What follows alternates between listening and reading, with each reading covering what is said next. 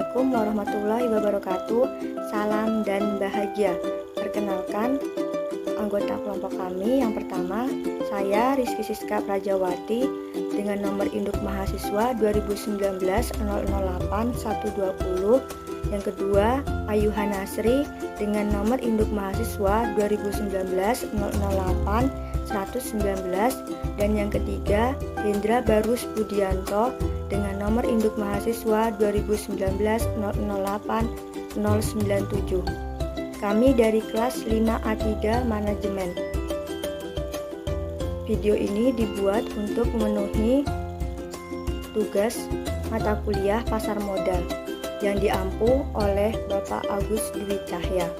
Baik, materi pertama akan saya sampaikan sendiri dan judul dari materi kita yaitu penilaian surat berharga analisis fundamental. Apa sih analisis fundamental itu? Analisis fundamental ialah suatu usaha untuk menganalisis berbagai faktor yang berhubungan dengan saham yang akan dipilih melalui analisis perusahaan industri, analisis ekonomi makro, serta metode analisis lain guna mendukung analisis saham yang akan dipilih. Berikutnya, kategori faktor fundamental.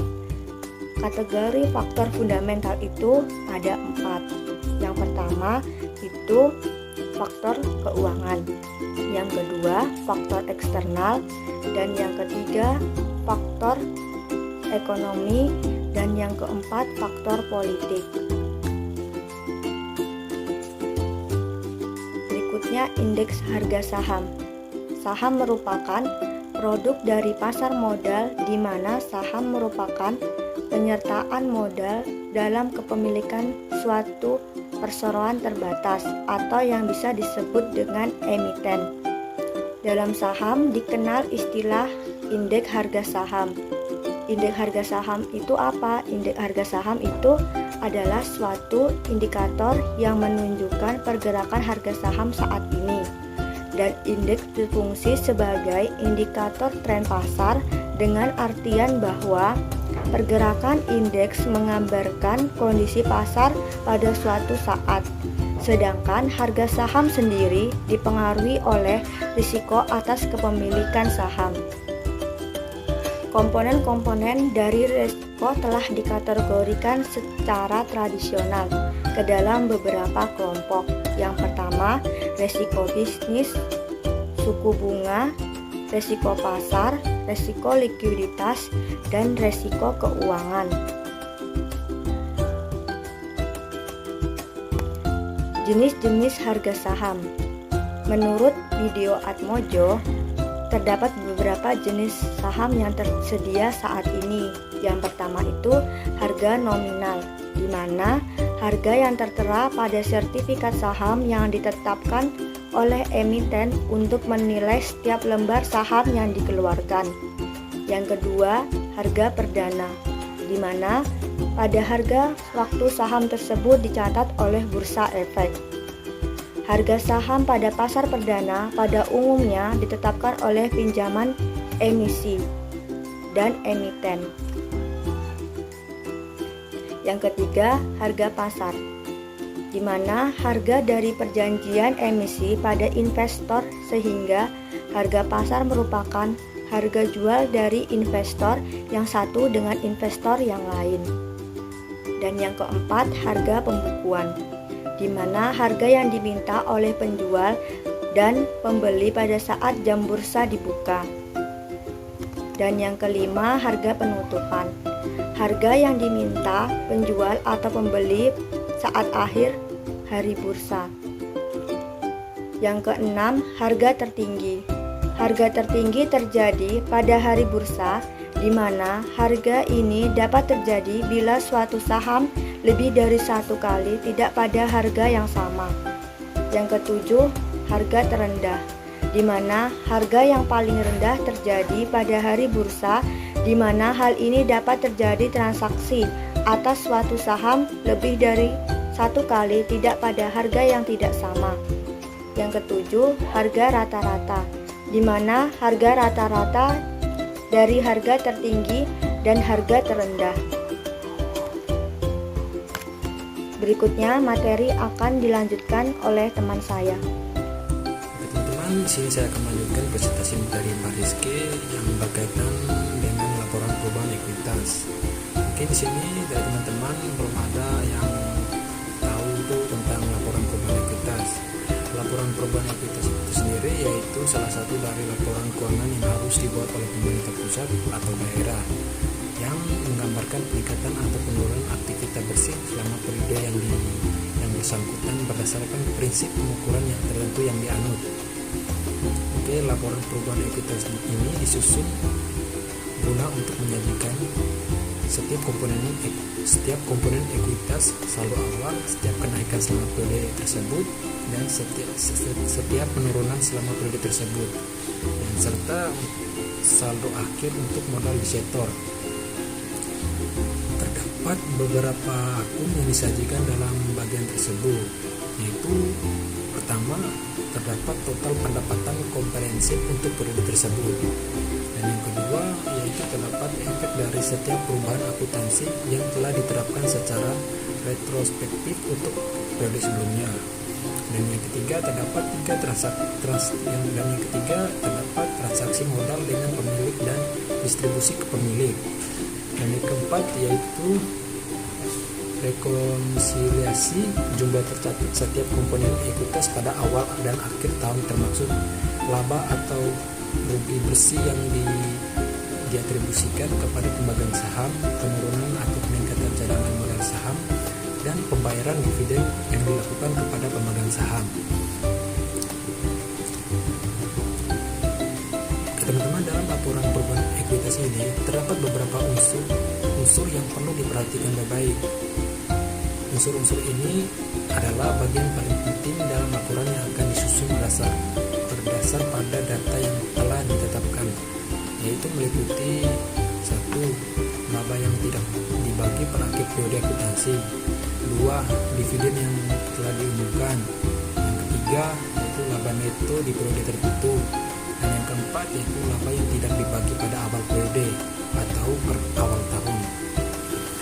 Laporan perubahan ekuitas itu sangat penting teman-teman, karena memungkinkan analisis dan penggunaan atau laporan keuangan lainnya untuk melihat faktor-faktor apa yang menyebabkan perubahan dalam ekuitas pemilik selama periode akuntansi.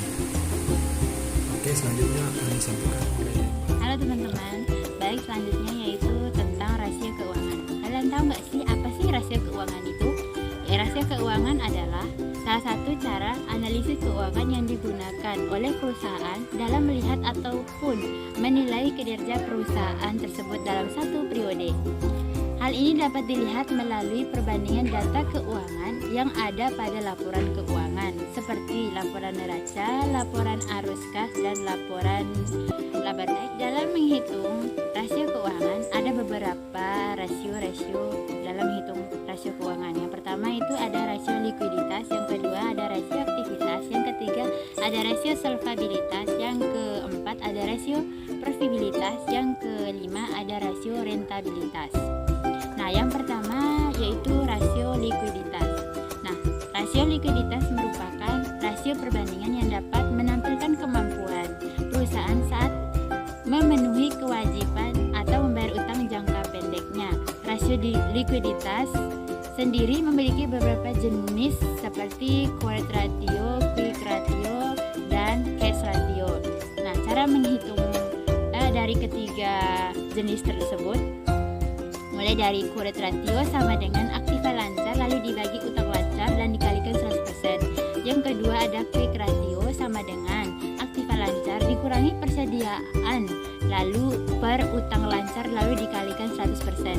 Nah, yang ketiga ada cash ratio sama dengan kas tambah setara kas lalu dibagi utang lancar dan dikalikan 100%. Selanjutnya ada rasio rasio aktivitas. Nah, rasio aktivitas mengukur efisiensi bisnis dalam menggunakan dan mengolah sumber dayanya untuk menghasilkan pendapatan semaksimal mungkin. Rasio ini juga dikenal sebagai rasio manajemen aset atau rasio kinerja efisiensi.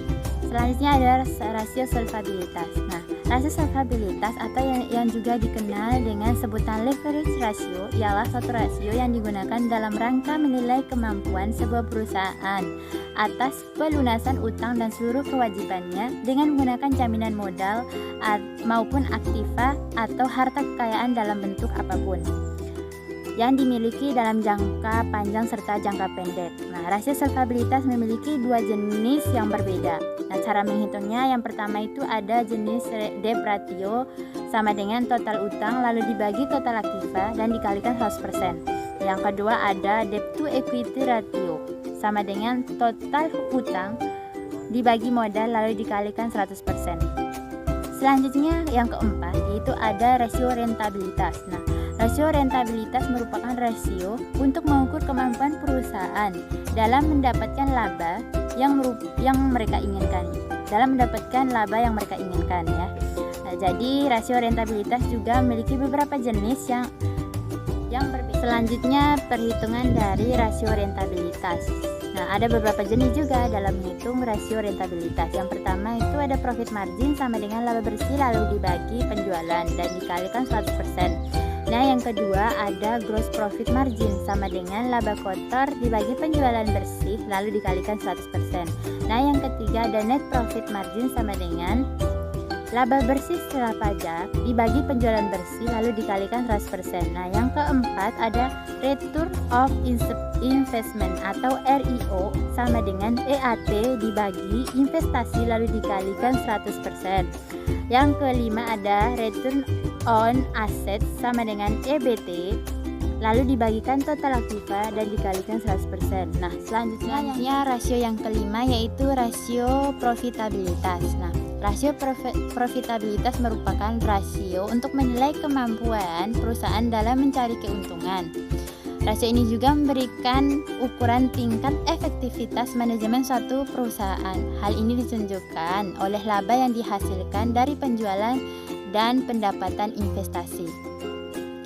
Nah, adapun rumus mencari profit margin on sales sebagai berikut, yaitu rumus yang pertama yaitu untuk mencari margin laba kotornya dengan rumus profit margin on sales sama dengan penjualan bersih lalu dikurangi harga pokok penjualan per sales. Yang kedua untuk margin laba bersih dengan rumus profit margin on sales sama dengan earning after interest tax atau EAT per sales. Nah, rumus yang ketiga untuk mencari total asset turnover sebagai berikut, yaitu return on investment atau ROI sama dengan earning after interest tax and tax atau EAT lalu per total asset. Nah, rumus yang untuk mencari pengembalian investasi dengan pendekatan DuPont adalah sebagai berikut, yaitu ROI sama dengan margin laba bersih lalu dikalikan perputaran total aktiva. Baik teman-teman, kurang dan lebihnya kami mohon maaf. Salam dan bahagia. Terima kasih.